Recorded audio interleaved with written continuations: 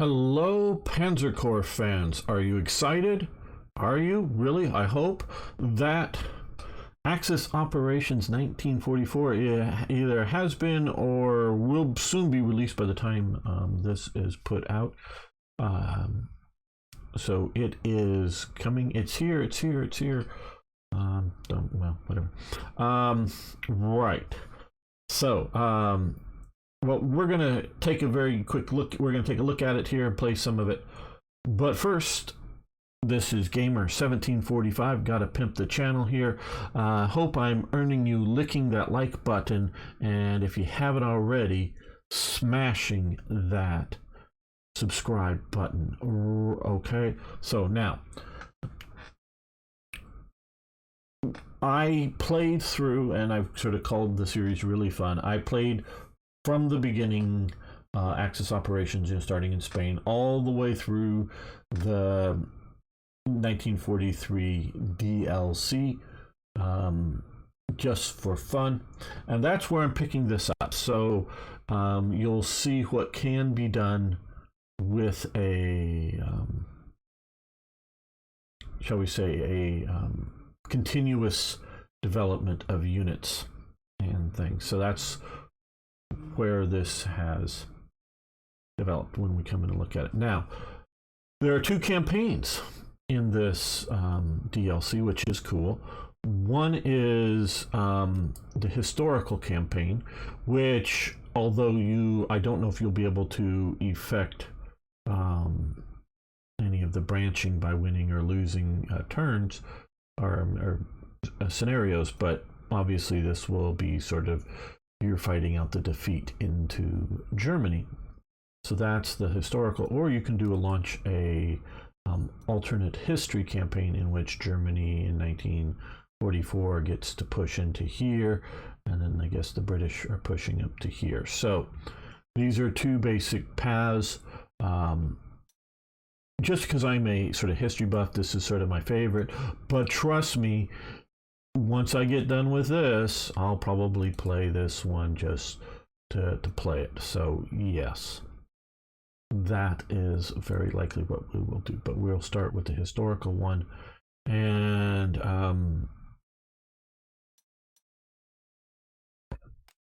let's take a look. Oh, I'm not going to spoil the story up to this point. There may be slightly elements here. I don't know if I like that photo. No, we don't want to do that. No, we don't want to do the Putin look-alike image. What was I using before? I know it wasn't that guy. Maybe it was this guy? I don't know. No, it was probably him. And that von Singel und Etterlund. He was a real general. That's not his photo, though. We're going to do Panzer General.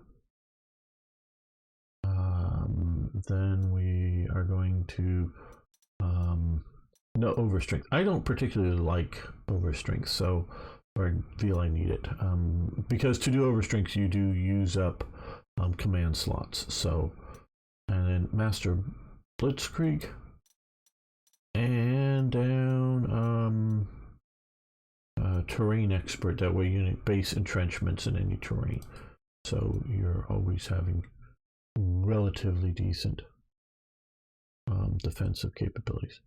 All right. So, Oberst Stefan Wagner reporting for duty. Welcome back to the fight, General. We are facing quite a crisis here on the Eastern Front, so we best get started immediately. Last we spoke, our position on the Dnieper River was deteriorating considerably. Soviet forces have encircled us. I'm afraid I don't actually know that for certain. Our communications have completely broken down, caught in a blizzard. We are totally blind to even our immediate surroundings, which brings us to our mission. We have to know what is happening around Korsun. Korsun sort of is in the news recently. Hey, you haven't already? Probably you haven't, because very few people have. I have a new channel called Crisis Report. It's not a gaming channel. It's where I look at sort of world international crises like the Ukraine war and things like Taiwan and whatnot, and give sort of my, sort of quick updates. You know, most videos are less than 10 minutes. Actually, that's quick for me. I've given you the basic news of the situation, and then some of my analysis of what I think it means. So maybe I'll put in the description a link to the crisis report so you can check that out if you're interested in my takes on what's happening around the world. What little strength we have left in our Panzer Corps will be directionless. Primary objective, make contact with the 11th Corps over here in Korsun. Primary objective, make contact with Kinev defenders. Primary objective, make contact with southern flank defenders. Primary objective, Oberst Wagner must survive. What forces we have are supplied and ready to fight here east of Korsun. I have requisitioned a custom command tank for our use. It is a hull of a Panther with a turret of a Panzer IV. It will keep us protected in the field, but I wouldn't try to engage the enemy directly with our new command tank. The main gun is inoperable, so they've gotten rid of before. And I liked the idea of with some of the missions putting Wagner or someone on the map in a little half-track unit that was always, you know, half-track unit, not like deploying infantry. And you know, I always say must survive. I would have because I'd sort of kind of want to use it as a not so much as a frontline combat unit, but as a sort of an emergency combat, you know, and it was just, you know, half track with machine guns, so it wasn't like taking on panzers effectively, but something that if it doesn't survive, you know, it just doesn't necessarily mean anybody's dead. It's just or the mission has failed. It's just the idea that maybe like a command bonus or something, you know, command radius effect bonus or whatever. You lose that, meaning it's just sort of more knocked out than destroyed, and it would come back the next time. So but it, you know, you can't rebuild it or whatever, get another one within the mission. So you don't want to lose it. It's better to have it as a unit on the map, but you can risk it. Now this thing, I have seen a picture of one of these. I don't know, and this is very close to what, it didn't have the red stripe, but very close to the idea of what the picture was. This doesn't have a bunch of aerials, and I don't know if they normally put aerials on these vehicles, if it would show up well. But I have seen a period, I believe, you know, people can Photoshop things, photo of just this thing.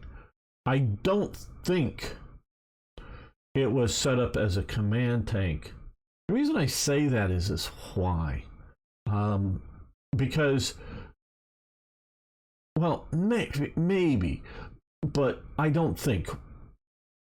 Because if you've just, you know, what I figured it was a situation in which a Panther had its turret whacked bad enough that it was distorted and unusable, but the main hull was untouched, so they just pulled the turret out and found somewhere, you know, maybe hit an engine compartment or whatever, a Panzer IV turret, and go, you know, sort of, you know, and there were a bunch of them around, you know, field repair shops, and just combined the two and put them, you know, put some of the L48 ammo, 75mm shorter rounds, in the tank, and, you know, and it was like, if I remember correctly, it was up on a flat car, like for being shipped to around. So I think it was just an extemporaneous field modification of trying to keep as many vehicles as operational as possible. But the idea of the command tank, oh, and they did a lot of Panzer IVs and Panzer IIIs in which they did remove the main gun and just stuck a sort of a tube on the side of it. Didn't even really terribly much look like a gun, and sort of stuck a little machine gun in the mantlet there, just again for local defense. And they used them as command tanks, but also I think a bit more as forward observers for the artillery. So they would go and hang out with other tanks and sort of look like tanks, and be set up to call in, artillery on the enemy effectively, and have good maps and good references to do that, and range finding devices and all that stuff to do it effectively. But that isn't the idea of this vehicle. Isn't a complete fantasy. It is sort of a one-off kind of thing that did happen with or without the main gun. Okay, we had to remove it to fit all of the communications equipment inside the vehicles. Like I said, they needed to do that for the other ones. That barrel is only there to intimidate Russians from moving to engage us. Okay, now that, to the best of my knowledge, again, wasn't the reason they would put the phony gun barrels on it. It was to put the phony gun barrels on it to look like a regular tank. Not so that they would be afraid to engage them. It's just they wouldn't see it as a high priority target. If you're looking out there and you see 12 Panzer IVs, well, you're going to just shoot at one of the Panzer IVs because, they're all a threat to you.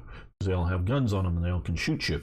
But if you see one that stands out as a command tank or a forward observer vehicle to call in artillery, you would target that one particularly because you want to, shut down communications. That's my understanding why the Germans put fake guns. Oh, and like the Americans, the Grants and the Lees, the M3 or early big tank thing with the 37 millimeter gun in the turret and 75 millimeter gun in the sponson, to just get your reference. They converted a bunch of them, and I think used them until the end of the war, into armored recovery vehicles, and they too put on two phony tubes there to look like barrels, even though they had a big welded on crane onto the thing. Though I don't, and they did mount machine guns on them, but I don't know how much intimidation versus just not look like a too vulnerable target. Okay, I've had to put most of our forces into reserve as fuel is desperately low, so this handful of forces is all we will have to work with this mission. Also, the blizzard is completely raging and will render our aircraft completely inoperable. So I insist that we will leave all of our air assets in reserve. These blizzard conditions, the visions of our units will be severely impaired. I highly recommend a slow and cautious advance with our swiftest recon scout units scouting the way. We cannot risk our Tiger tanks or other heavy equipment being ambushed by unseen enemies. Our first stop should be make contact with the 11th Corps Command, lest we knew they were stationed at Korsun. We'll have to hope General Stemmerman has had better luck than us keeping contact with anyone outside of the Korsun pocket. We should also check up on the forces assigned to garrison Kanev. In the last set of orders we did receive, High Command insisted the city be held. High Command wants it to serve as a base for launching a future offensive to force the Russians to cross back over the Dnieper, especially in the region of Kiev, and so we better confirm the state of the city. Now,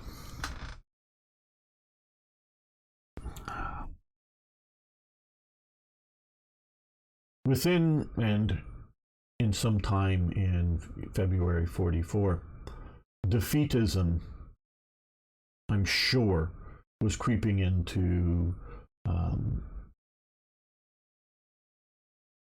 a lot of Germans' thoughts, military people. And I say that because from, and High Command here is sort of a euphemism for Hitler, just so you know. Oberkommando der Wehrmacht or Oberkommando Heers or whatever, but it's sort of a euphemism for Hitler's, have it without using his name. And there's good reason that defeatism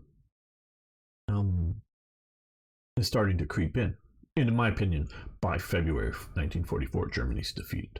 It's just a matter of going about the work and the bloody work, killing and getting killed doing it. But the realities, we can talk about, and I love talking about the what if and what if that, what if they got huge amounts of 262s, which they're delaying because they're taking arguably one of the best air superiority fighters of World War II. I do believe the 262 is better than the the British Meteor and whatever, I forget the American jets that never make it into action. The British only fly their jets over Britain. They're afraid to having anything shot down or lost or whatever, that the Germans or possibly others take a close look at. But I think the 262 is better than any of them, and most of the 262s that are shot down, and I think maybe Chuck Yeager was it that shot one down, or somebody, were mostly shot down like as they were coming into landed airports, your air bases or whatever you want to call them, because sometimes they were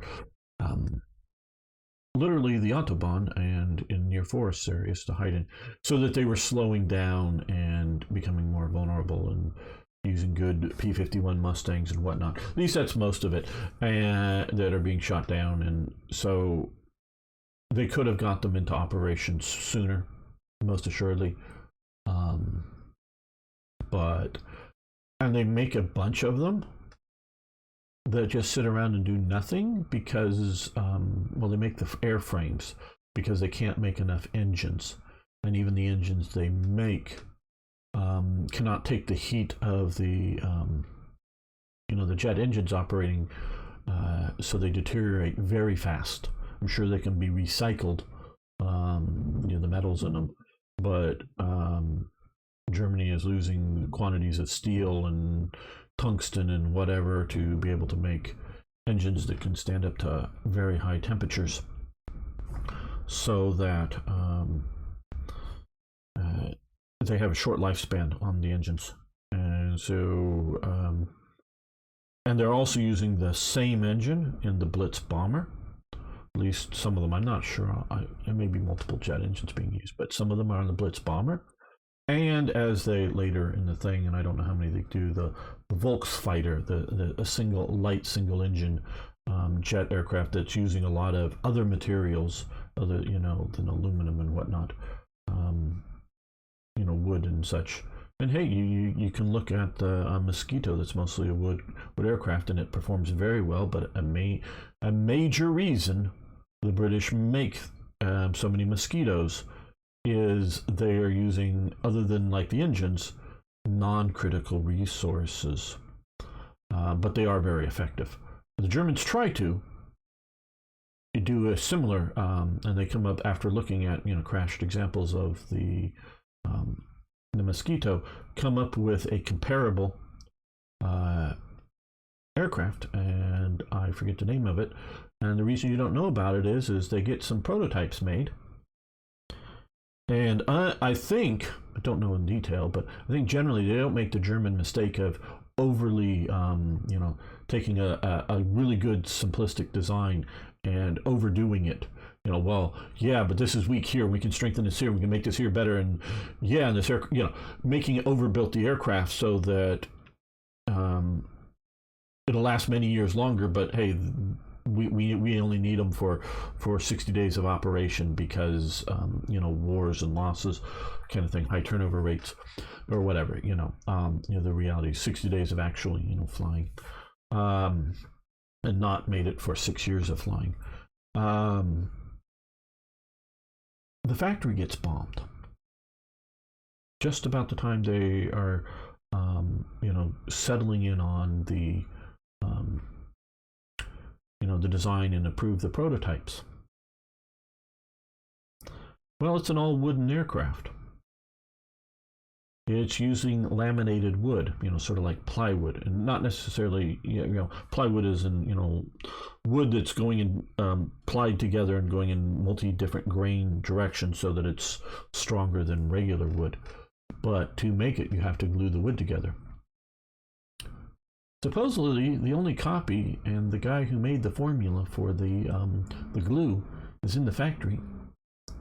The guy dies, and the formula burns up.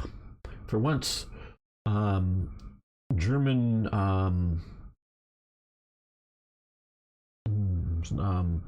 overly detailed thing did not make backup copies of the formula. And if you really look into German armaments production up until the end of the war, there is a lot of corporate secrets, corporate competition, bidding in on projects, doing the stuff that we think of the Nazis and fascist types and communists of all just being totalitarian and you do what we say and blah blah blah, just sort of command economies. They were bidding on what's it going to cost to build these tanks and can we afford them, kind of thing. The German government is printing up as much money as they need, but there's still this sort of all corporate secrets, corporate competition and gun design and aircraft and other designs that are all going on that are they're duplicating efforts. In some ways that's good, so you have 2 or 3 different teams making something, but it's also in some cases way overdone. And you can see like Ferdinand Porsche makes a bunch of turrets for the Tiger II tank before they're approved, and the design is not approved. So they end up using the turrets. They end up buying and putting them on Tiger II tanks, but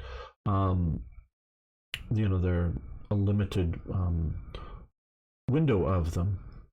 And similarly, Ferdinand Porsche, in the competition and desire to build the Tiger I tank, comes up with his diesel-electric hybrid tank. Hey, green energy. Yeah, right. But and the army goes, nope, we're not going to do this. And he's already built about 100 of them, or 90 of them. I don't remember exactly the number, but a bunch of them. And those would become the Ferdinand and then the Elephant, because, well, we got these things, what are we going to do with them? And we also can see Ferdinand Porsche also doing a similar thing with the Mouse. Even after the program is canceled, he is still hoarding steel, and when they come over his factory, they find a bunch of stacked holes and like turrets, or the just maybe the big bent piece of steel for parts of the turrets, not like fully assembled turrets. Just that they built a bunch of these things, and instead of sending the steel back to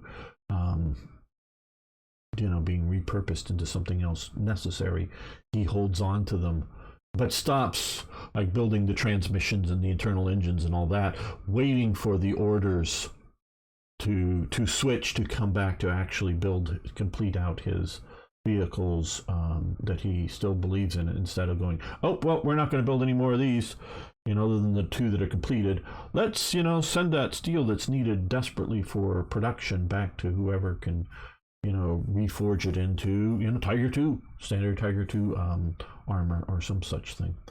So we see a lot of that going on until the end of the war and various corporate secrets. So yeah, the German Mosquito variant type thing doesn't happen because they literally cannot quickly come up with, in any sort of time frame, a glue replacement that would hold, and so they just dropped the project. That there is a bottleneck of engines themselves in German aircraft building. Both rotary engines, inline piston engines, as well as jet engines going on, but still they're also having aluminum and other strategic resource bottlenecks too, that having a good maneuverable fast an aircraft that probably would have been decent at going up confronting bombers, carrying enough weaponry, a Mosquito variant, gets canceled because no one can come up with the glue formula, even though they have the basic plans on what to do. But yes, if Germany could have produced more jet engines. So I don't know if I got to the point. So they make a bunch of 262s that never get engines, because some of the engines are going into the Blitz bomber, some of them are in the last days are going to the Volksfighter, a single engine, smaller aircraft that can perform close to, I don't remember aircraft performances, but can perform pretty damn well for being a single engine aircraft. Instead of a 2-engine aircraft, but it's just a lot smaller than the 262, and I have shorter range, smaller fuel tanks. So good for trying to shoot down enemy bombers and enemy fighters coming into your local area, but not good for like defending large areas of Germany. It's just because they're short range and fast. Maybe a better idea than have if you can have twice as many Volksfighters as 262s, that might be a smart move, but again, that's also coming too late. But had they, even if they had gotten a huge number of 262s up into the sky that make strategic bombing, and especially, and you could look even at earlier the Henschel fighter on an earlier jet engine that is, because Henschel is the main pusher of jets, engines and jet development in Germany, though it's the Messerschmitt ends up being, and Jumo is the main engine manufacturer. Jumo, Jumo, I believe is how you spell it, but the main actual producer of it. But it's Henschel is the one that's developing the jet engines under Hans Oland, pre-war. They have working models pre-war, and that they can strap them onto an aircraft and fly the aircraft. Just taking a piston engine in aircraft and literally underneath it strap on a jet engine, and weld the frame thing onto it, and it'll work. Not that it's a good aircraft or a good engine; it'll fly and it'll work. Before the war, they're getting that kind of stuff going on, and they postpone development of the jet engine. I remember reading this in Albert Speer's book Inside the Third Reich, that he saw early on, when he's still just Reich architect, getting a tour along with other dignitaries of some engine factory or whatever development place. He's not yet, armaments minister. This is like when Poland, during or after the Polish campaign, before the Fall Gelb and going into France and the Low Countries, this time period. He gets a look at this, and they got this, and they decide at that time, this is really good, really, really promising. Don't do any more work on it. Stop that. That'll be for the next war, which is like coming in 2 or 3 years. But we're going to fight this one now, because it's got to be quick, and we got to be now, not looking, too far down the road. And so they, prioritize continuing to develop piston engines, whether for fighters or bombers, and developing those instead of really pursuing at that time jet engines as being, too far into the future. Obviously, they end up doing it. But even if you got a huge fleet of 262s up there, that will tip the air war balance in Germany's favor.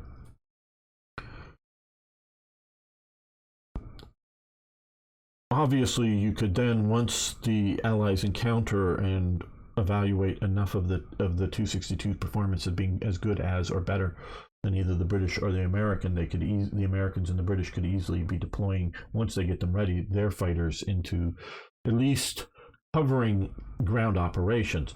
So even if Germany puts up effectively an air umbrella over Germany to stop bombing, or that bombing is causing way too heavy losses to be effectively continued over Germany and deep penetrations, I still think the air capabilities, and maybe delay it 6 months to get some of the British or the American jets actually operational into the theaters.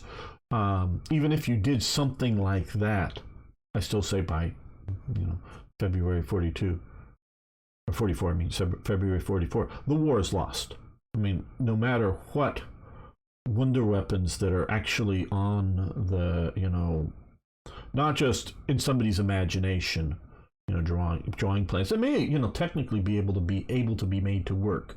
Maybe, some of those sort of vertical takeoff that aircraft that have maybe some short stubby wings, but it sort of takes off like a, straight up like a rocket would, but with big, huge like jets or something on the end of sort of propeller wings kind of thing, if you know what I'm talking about, or something.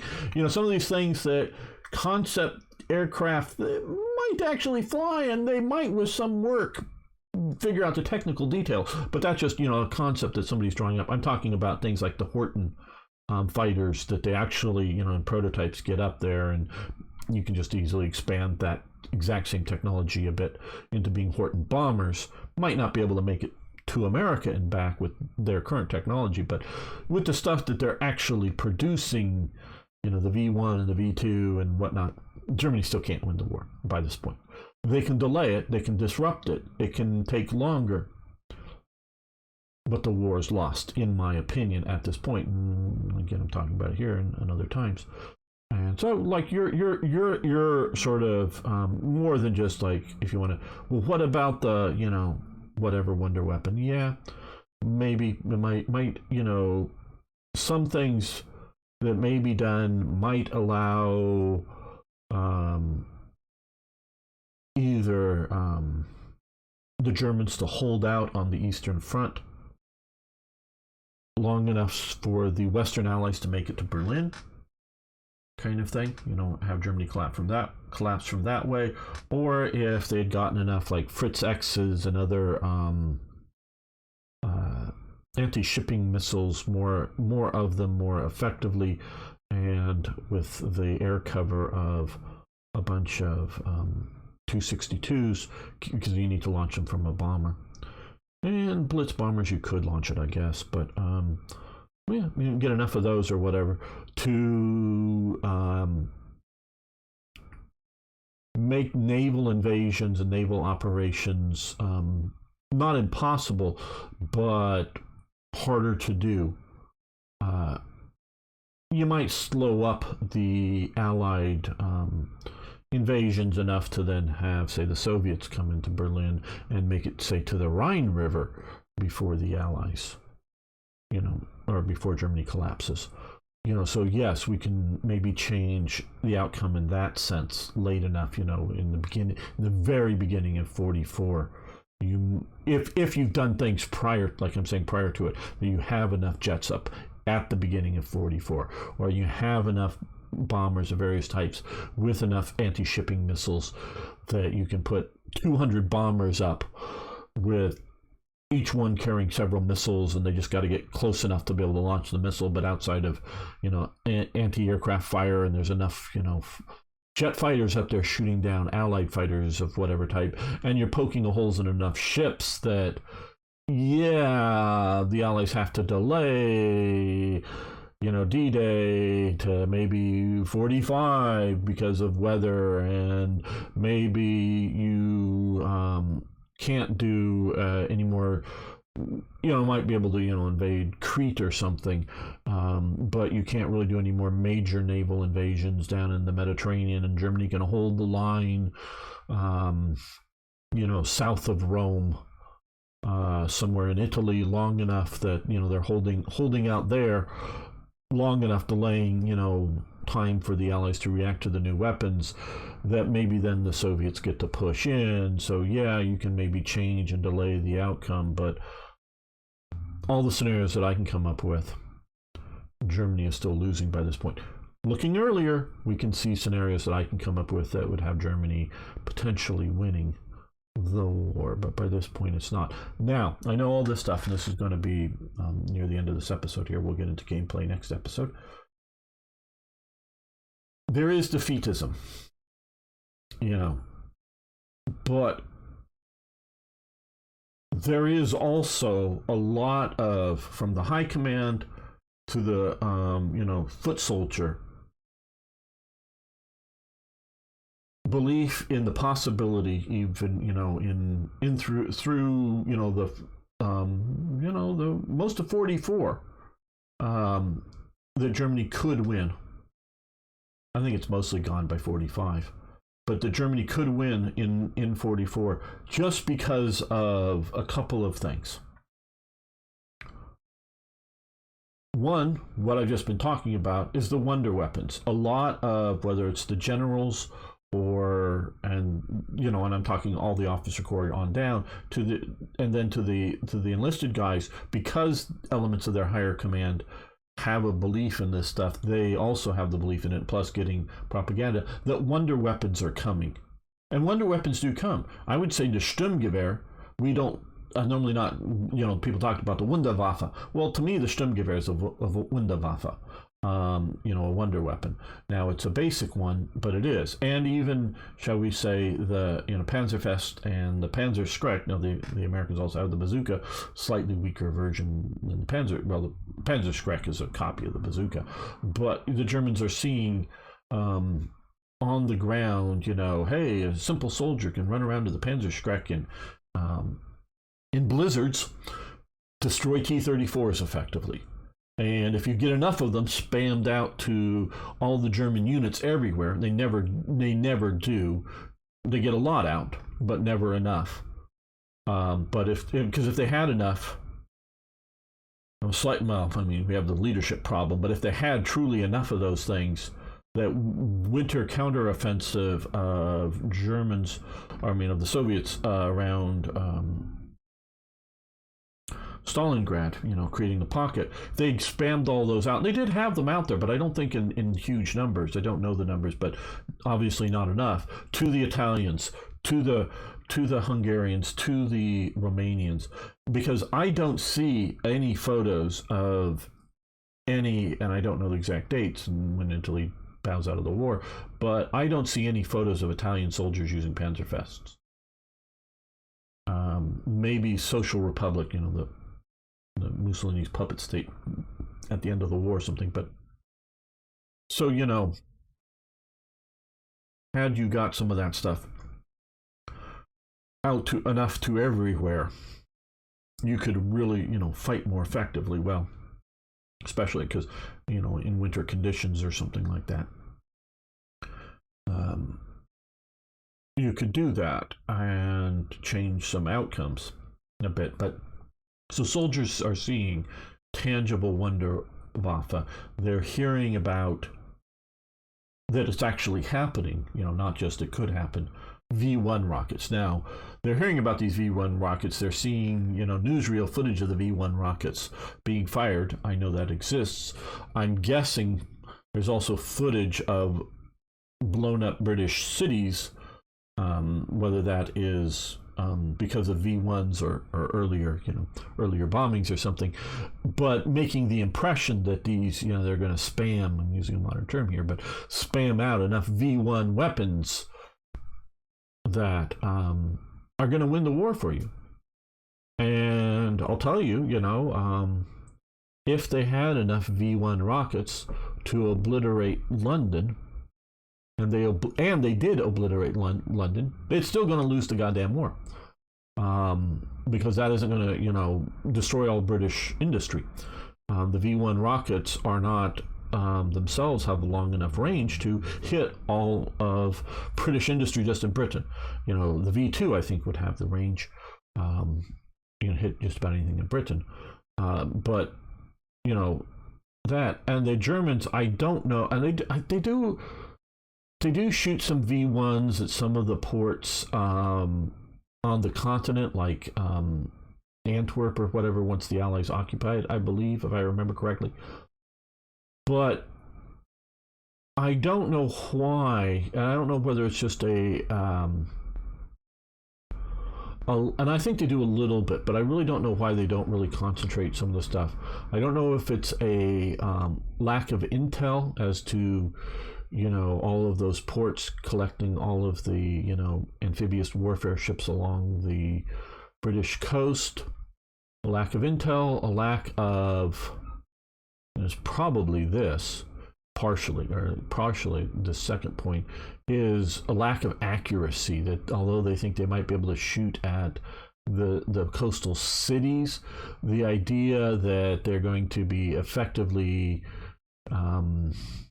hitting the amphibious warfare ships in harbor, and that there's probably a lot more literally water space in that harbor than there are, boat space, boats taking up volume. So you're more likely, and even if you're all the V1s are hitting the, into the harbor, there's more likely to not hit a ship than to hit a ship still. So it just may be an accuracy situation, as well as just simply the third sort of reason is Hitler's demanding them to shoot at London, maybe is the primary reason. But they don't use the vengeance weapons, yes, and I know the term there for them, in a serious strategical sense to materially degrade the enemy's warfighting capability. They're sort of a hard, because they're trying to demoralize the enemy, and they're trying to shift assets to protect that, the city, meaning instead of having fighters escorting bombers to Berlin or something like that, to try to shoot down the V1s or something, because I'm sure I'm sure the British are making up a bunch of noise about shooting down V1 missiles to placate the British public that we're doing something about this. I just don't remember details, but I'm pretty sure that we're putting that in the news rails. So I'm pretty sure that word's getting back to Germany, that some of these missiles are being shot down. So they may be hoping to shift the air defense, or the Air Force focuses to other targets other than bombing German factories, so that they may be trying to affect the war that way. But they're not using it either in a tactical or strategical sense to either destroy the enemy forces or to effectively destroy enemy production or infrastructure. And it's probably just partially the limitations of targeting for the weapon, because the V1 is it just sort of like, it has a gyro, it sort of knows to fly in this direction at this height for this long, and it has however much fuel that is, and they try to time the amount of fuel that when it runs out of fuel, it falls to the ground.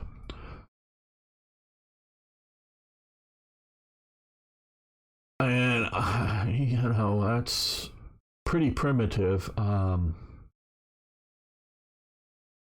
I don't know if you can get any better accuracy than something like that they could try to. But yeah, so there is a continued belief that the war may be winnable, plus you have that element. But also we see, starting well before 44, this is sort of the point I was getting to. I know a long time getting here, sorry if you're not used to my style here. Hitler distrusts his generals. He distrusts them. I gotta take a drink here. Distrusts them heavily, and on multiple levels. I mean, he has a few that he trusts, but like modal and whatnot. But it's this situation in where you're having Hitler giving orders, this town must be, or this city or whatever, must be defended upon, because he's ordering things like this because he can point at the map. He gives a reason, sometimes ridiculous reasons, just because he sort of, well, why? Well, the real reason, I would think half the time or more, sometimes there is a strategical resource or something that he can point to on there that Germany needs, and if they don't have, they're going to have real, and they get more and more real production problems. I mean, they might have also that resource somewhere else, but they may be only making 30% of the needs of whatever that resource is, and they need more deposits of tungsten or whatever the hell. but a lot of it is just because I say so, because I don't trust you when you say we've got to retreat. Where if you had given corps commanders, or definitely army commanders, that if you'd given them the trust of saying, keep your forces intact, hold the enemy when and where you can, and we will plan offensive operations, kind of thing. So that, you know, if you can't hold a particular area of the front, you organize a fallback, however far. But he is just, you know, not one step back. Not, you know, he thinks it's a fight of the wills. That's part of it too, and he doesn't believe his generals understand willpower, if you will. They're too old thinking, too wrong think, too you're out of it, old man kind of thing that the youth think we are today, but different ways. But yes, so he doesn't trust his generals to go, oh yeah, I'm 10th Corps commander. Oh shit. We've got to, move to here. We got to hold back to here. Here's the line I can hold at with these forces as I understand the enemy's capabilities and what they're pushing on me now. He doesn't allow that to happen. He fires generals. And sometimes they may be defeatist, in that, well, hey, the war is unwinnable. Let's just keep everybody we can alive and slowly give up ground. And we're going to, give up ground until, the Soviets get to take over because we're going to lose. So let's lose, but with as few as casualties. That's sort of the defeatist, as opposed to the actual, what can you hold? Demanding you hold some town, and you're not going to allow the defenders to get out because you think the corps commander in the area is too defeatist and he's going to pull out, kind of thing. Well, if he's too defeatist, you fire him. Okay, you put in Corporal Schnickelgruber in charge of the corps because he's a dedicated Nazi, and then you have him command it, and he goes, fall back. It just, if everybody is saying fall back, you allow it, as opposed to letting your forces get destroyed, holding the unholdable. And okay. So let's finish in that last communication. We're also warned that a new threat is approaching our position from the south. We better check conditions of the forces protecting the southern flank and make sure they're still holding on. These forces may or may not be from the, 42nd Corps. I can read Roman numerals, but I got to count up the number of X's and whatnot. But if they aren't, we should be on the lookout for that missing corps. So there's another corps missing. And I think these sort of scenarios that they're doing are, especially in the historical one, are real world sort of scenarios that they're dropping your Panzer Corps into. Whether in place of a real sort of unit or just sort of like, well, if we had this, Kampfgruppe of, this, again, I love Panzer Corps 2, Panzer Corps 1, Order of Battle. I really wish they would have, instead of what they did with all of the stuff, really kept the same game mechanics. The only change is I wish they would have specified what the scale of this game is and stick to this, because sometimes we see Moscow as something like this. Okay, maybe 3 hexes on the map, and you're commanding what is in essence a corps or 2 corps assaulting Moscow in the area. And other times they'll have Moscow as being 10, 20 hexes big, for the same type as, well, if it's not Moscow, some other city, some other place, is just fixed on a scale. And so, like when you're invading Greece, and sometimes, you're the whole German invasion of Greece, you're running that whole thing. No, just fix that this is Panzer Corps, and these tank units, they're companies.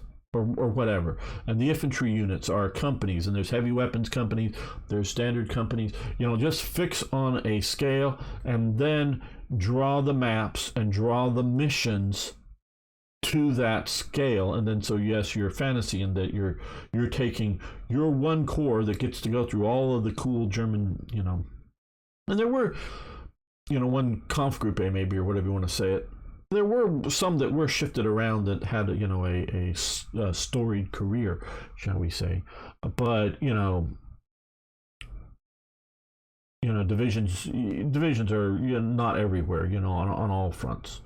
But you know, okay, this has started to go through. I really wish they would have made this game at a consistent scale through the whole of the game, and just designed the scenarios to stay to that scale, which may mean you never get to command the assault on Moscow. You just get to command one sliver, one approach, shall we say. And if you take your all of your objectives in the time allotted, that, well, presumably somebody else did. You know, take, you know, the northern pincer movement, and you're doing the southern, or the half of the southern, you know, that kind of thing, and work it out from there. I wish they'd. Thousands of our fellow soldiers are out there in the blizzard. We must find them and save anyone we can for the campaign ahead, to victory for Germany. Okay. Limited deployment. I have actually sort of, and I'm going to restart the scenario, but I did sort of play the first few turns. Okay. Before I get into this, and near the end of this episode, I have, because I've again played this unit, and there's also a bunch of stuff in reserve too, got aircraft. These things are still, even this late in the war, remarkably effective.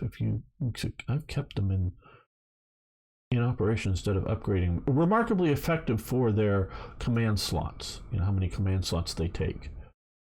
But as we take notice here, and we're not going to do enough with this, but one thing you need to do, and again, I don't like, okay, because I played this out from the beginning, I don't know how much. Some of them I think are predetermined, and some of them I think are random, but I'm not sure. I have a bunch of heroes, and we can see in a lot of these units, and I have a fair number of zero slot units.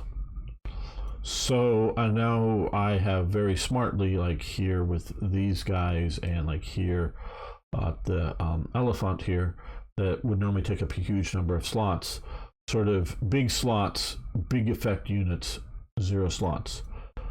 When I first played this, there is not enough, and you do not have the ability to bring in reinforcements with you know, in later turns in this scenario. So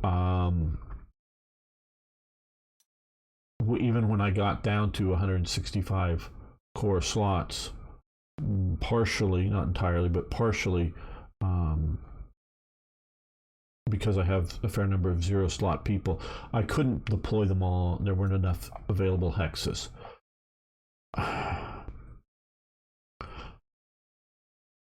understand, and I think there were more.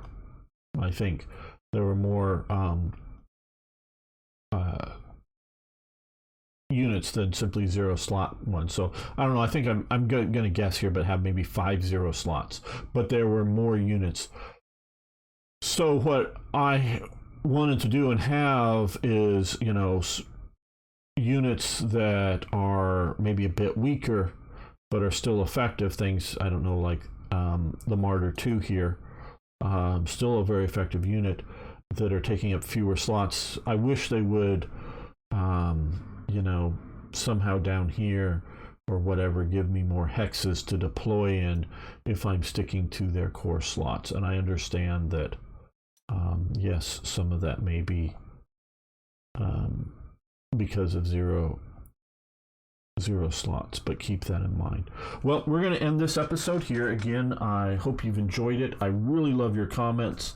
So please post them below if you want to see, and I will make at least a couple more episodes of this this mission here.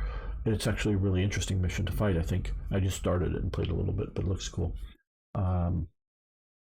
Please share the video out, watch the video maybe even twice or something. You can have the sound off and minimize it or something, because the more people watch it, the more the algorithm recommends it to more people. If enough people are watching this series, hey, I'll make this. I love playing this game, love talking about history.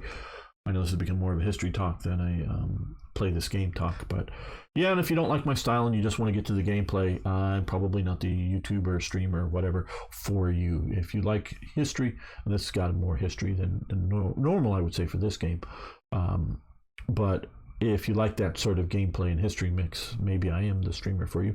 So, but the more any of these videos get watched, because there's no point in me. It actually hurts if I put out videos that have small number of viewership compared to my other videos. It actually hurts the bigger videos on my channel. Now, I'm very willing to highlight a few videos like this, even if they don't do well. No, it hurts my channel.